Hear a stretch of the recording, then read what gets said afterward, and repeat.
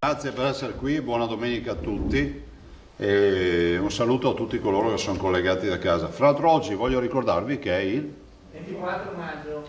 Battaglia del Piave, il Piave mormorò e quindi ricordiamo 24 maggio 1915, l'inizio della Prima Guerra Mondiale.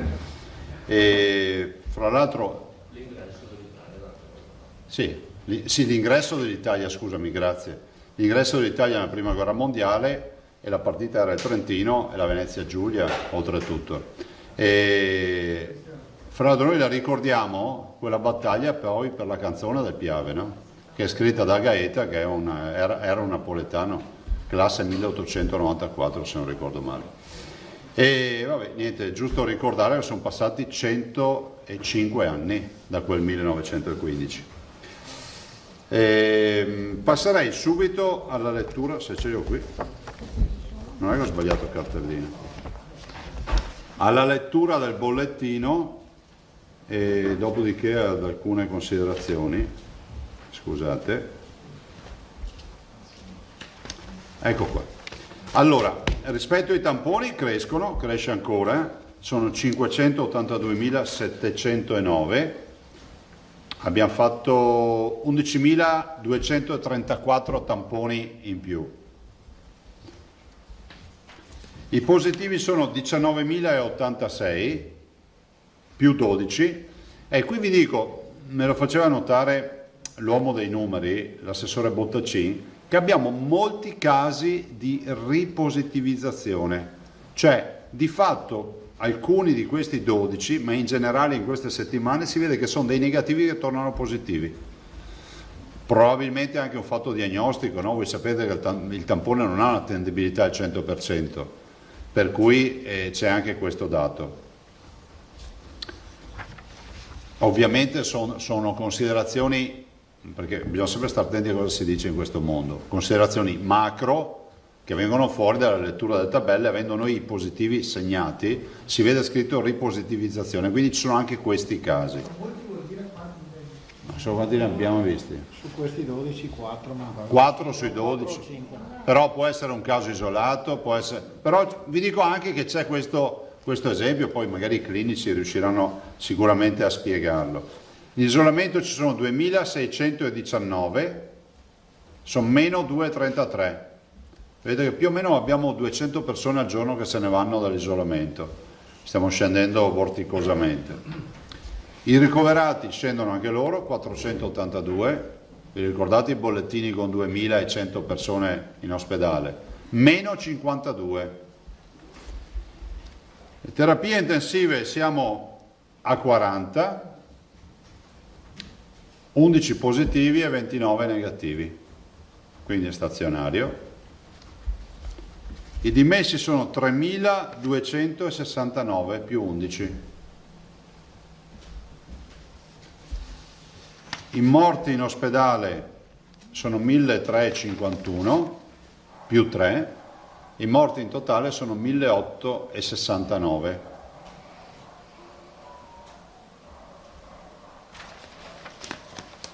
I nati sono 87. Ecco, grazie. E le considerazioni quali sono? Sono che si va verso, si chiude di fatto la prima settimana, perché a domani sarà una settimana di apertura, diciamo, e quindi di aumento importante anche nelle relazioni sociali, aprendo ristoranti, bar, piscine, palestre, centri sportivi. Voi capite e lo avete visto, voi avete fatto, ho visto un po' tutte le vostre testate, hanno fatto reportage sugli assembramenti o quant'altro. Noi abbiamo un giro di boa che ci siamo dati alla volta di giovedì, quindi 10 giorni per vedere se si muovono i ricoveri, se queste non rispetto delle regole che c'è stato, che è evidente da parte di alcuni, si traduce poi in una nuova infezione. Non è che ve lo dico così con tranquillità, siamo preoccupati, questo è ovvio.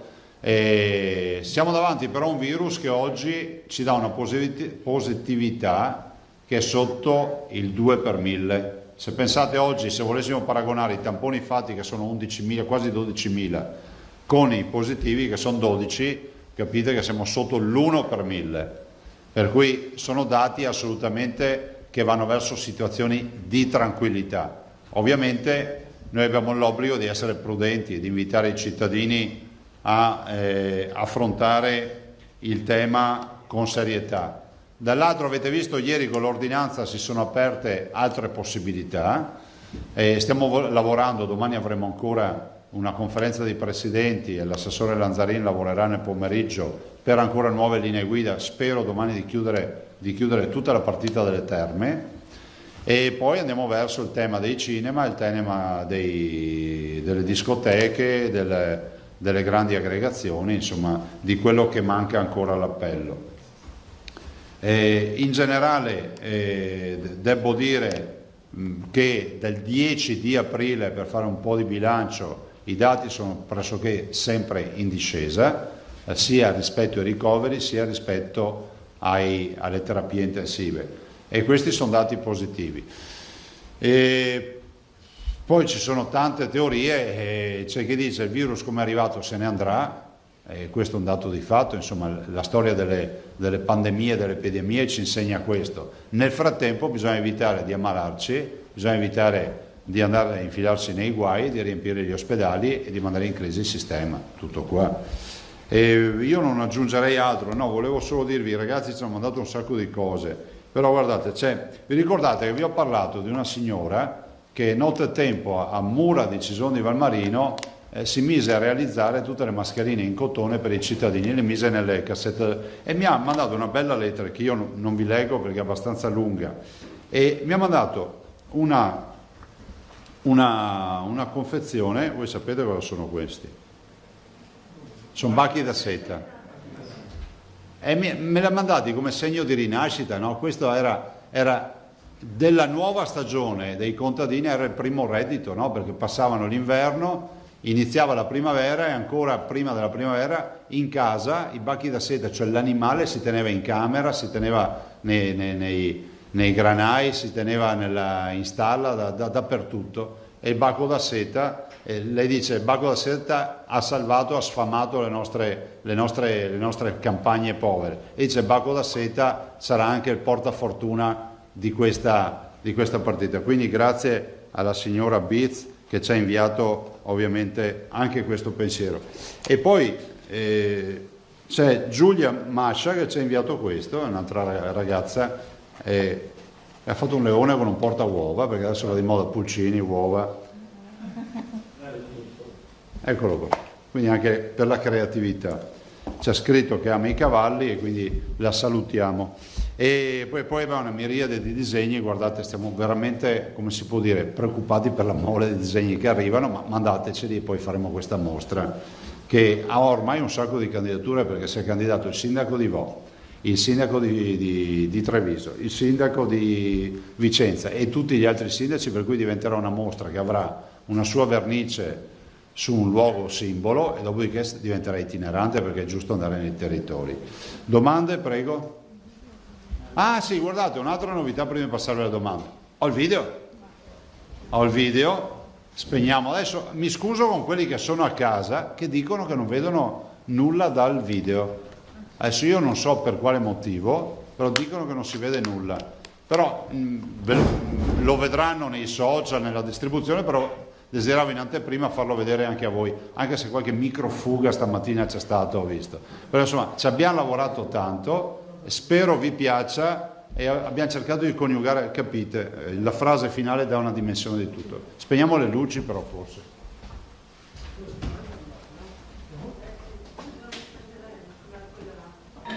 Basta poco, qualche centimetro meno, una svista, una pacca sulla spalla, un saluto più caloroso, una risata innocente, una stretta di mano, una leggerezza, e tutto tornerà a fermarsi.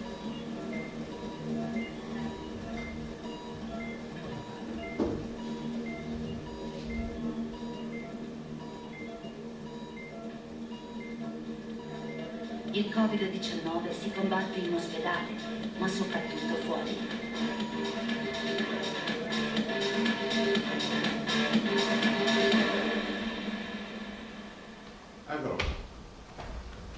quindi questo verrà distribuito, si rivolge a un target che è evidente, che è quello dei giovani, che è un target recettivo, è un target ovviamente mirato per tutto quello che sono poi diciamo, la fascia che in questo momento è più a rischio. E quindi alla fine si finisce con questa domanda happy hour, cioè ora felice. Non è un'ora felice, perché se poi finisce così non è un'ora felice l'happy hour, per cui penso che sia fondamentale dare la massima diffusione a questo video. È stato realizzato da Il Quadrato,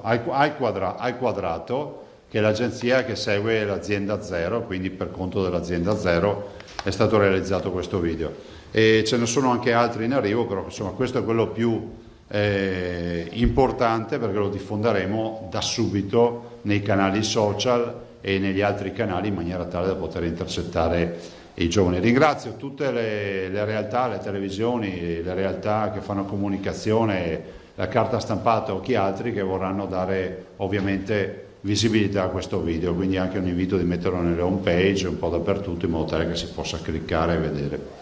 Prego. Filippo Tosatto. Buongiorno Presidente. Ciao. Allora, tiene ancora banco, anche oggi mi pare, questo scontro che francamente per molti versi è sconcertante tra il professor Crisanti e la direttrice della prevenzione Francesca Russo. Anzitutto volevo chiederle se lei ha avuto modo di interloquire nuovamente con i protagonisti di questa polemica e soprattutto con Crisanti. E poi volevo raccogliere una sua osservazione su questo aspetto. Al di là delle rivendicazioni di primogenitura, a me sembra abbastanza grave grave dal punto di vista oggettivo, al di là delle ragioni o dei torti, che un consulente scientifico di prima grandezza della Regione, al quale la Regione ha affidato lo screening dei tamponi, quindi un'azione importante, abbia sostenuto che il piano messo a punto da un dipartimento regionale importante qual è la prevenzione sia un piano inconsistente, una baggianata. E questa è una valutazione oggettiva, al di là delle bizze o delle rispettive posizioni. Vorrei una sua parola di chiarimento su questo. Ma guardate, io di certo mi sono ritagliato il ruolo di pacere rispetto a questo. Dico che abbiamo in scuderia dei cavalli di razza, e siccome non sono dei ronzini, il cavallo di razza è sempre difficile da montare, è sempre impegnativo, ogni tanto scalcia, morsica, sgroppa, però insomma io penso che ne abbiamo messi, e ne ho messi tanti in fila, perché vorrei anche ricordare che si va dal professor Crisanti alla dottoressa Russo, alla professoressa Tacconelli, alla dottoressa De Silvestro, alla dottoressa Cattelan, al professor Vianello, al professor Navalesi. Magari ai cittadini molti di questi nomi non dicono nulla, ma sono coloro che poi effettivamente sono coloro che hanno salvato le vite umane, cioè curando i cittadini, intubando i cittadini, curandoli nelle terapie intensive, curandoli alle infettive. C'è una squadra dietro, perché non vorrei che il tutto fosse ridotto al fatto che si comunica che ci sono solo 2 persone in Veneto che sono occupate della sanità, la dottoressa Russo e il professor Crisanti. Fanno parte di una squadra. Ci siamo anche noi, anche se magari qualcuno può dire togliete il disturbo, perché posso dire una roba, mi permetto di dire una roba, scusatemi. Allora, non è che può funzionare che se le robe vanno bene è merito dei clinici, se le robe vanno male è colpa della politica, però allora dove le cose sono andate male, se vanno bene dove merito dei clinici, dove sono andate male per la proprietà transitiva, secondo me è demerito dei clinici. Allora vuol dire che anche chi decide fa la differenza, no? Perché dando per scontato che i clinici sono tutti bravi, allora vuol dire che possiamo anche accreditarci un ruolo. Abbiamo comunque garantito al professor Crisanti, alla dottoressa Russo e a tutti i professionisti del Veneto una sanità d'eccellenza. Il professor Crisanti ha ereditato, e qui penso da 6 mesi, è un validissimo scienziato, 6 mesi o 7 mesi, se giù di lì, un validissimo scienziato che ha preso in mano il primo laboratorio di microbiologia a livello nazionale. È un investimento tutto veneto. Quindi lui ha una Ferrari ed ha gli skills e ha la preparazione per dirigere una Ferrari, ma dietro anche di lui c'è una squadra che assieme a lui poi pulsa, no? Perché è ovvio che se è una Ferrari di questo genere, cioè noi abbiamo il laboratorio BL3 per dire, no? Che significa che noi possiamo maneggiare, loro maneggiano virus e lavorano, avete visto anche con la partita del sangue, siamo uno dei 3 laboratori nazionali, tanto è vero che la Regione penso che abbia identificato nella partita delle carte, che se volete poi le rendiamo anche pubbliche, perché sono carte pubbliche, forse già a gennaio scrivevamo a tutti i direttori generali di avere come riferimento la microbiologia di Padova come laboratorio di riferimento, perché ragionavamo in assenza di virus nel pensare che un laboratorio bastasse e tutti gli altri si occupavano dell'ordinaria amministrazione. Alla fine cosa abbiamo fatto? Abbiamo messo in fila 14 laboratori per fare tamponi, 2/5 dei tamponi li fa Padova e il resto li fanno tutto in giro per il Veneto, dei 580.000 tamponi. Basta. Dico, io spero che si possa trovare una via comune. Tutti hanno avuto un ruolo, tutti, e non voglio sminuire nessuno. Dopodiché, rispetto alle dichiarazioni del professor Crisanti, dovete chiedere a lui cosa intendesse. Cioè, io dico che il piano c'era, il piano c'è, punto. Ha avuto un'interlocuzione? Sì, mi ha messaggiato, ci siamo messaggiati anche ieri. Io ho un ottimo rapporto con il professor Crisanti e come ce l'ho ottimo anche con la dottoressa Russo e tutti, ma non lo dico perché va di moda così, chiedetelo al professore. Dopodiché io glielo dico sempre, voi siete come gli artisti, no? Io frequento gli artisti, a volte genio, sregolatezza, no? Però ci sta fino al momento in cui poi ci sono le invasioni di campo e cominciano ad esserci problemi. Però insomma ne ho gestite di peggio, No, su questo non ho dubbi. Sì. Vi ha fatto una raccomandazione? Nel senso, non lo so... No, guardate... Ma no, guardate, cioè io penso che... Ho detto che sono entrambi, peraltro io li considero persone assolutamente apprezzate dai veneti e dalla comunità in genere. Ho detto, guarda prof, si tratta di definire meglio ruoli, competenze e risultati, e siete 2 avanti per la sanità del Veneto, assieme agli altri professionisti gli ho scritto, per cui avanti tutta. Noi non abbiamo tempo di distrarci. Però insomma a mio avviso non avrà nessun seguito sto dibattito del fine settimana. Bene, allora io adesso ho iscritto. C'era forse l'Alda, scusami prima. C'era Zennaro. Buongiorno, restiamo sempre sull'argomento Ciao. Crisanti-Russo. Lei prima diceva, Presidente, genio e sregolatezza fino al momento in cui non ci sono invasioni di campo e poi magari possono esserci così degli attenti. Oggi apprendiamo che in commissione a Montecitorio ci saranno delle audizioni di esperti sulle strategie per combattere il Covid-19, da Arcuri a una serie di esperti, professori, scienziati, tra cui il professor Crisanti, che però non parlerà di tamponi ma parlerà di plasma. Ha sbagliato la commissione Montecitorio a invitarlo? Non ve lo so dire, però guardate, definiamo bene, l'università ha una convenzione con la regione. Perché? Perché la Regione è l'unica titolata a erogare servizi sanitari. L'università fa formazione e ricerca. Ma è bene chiarire ai cittadini.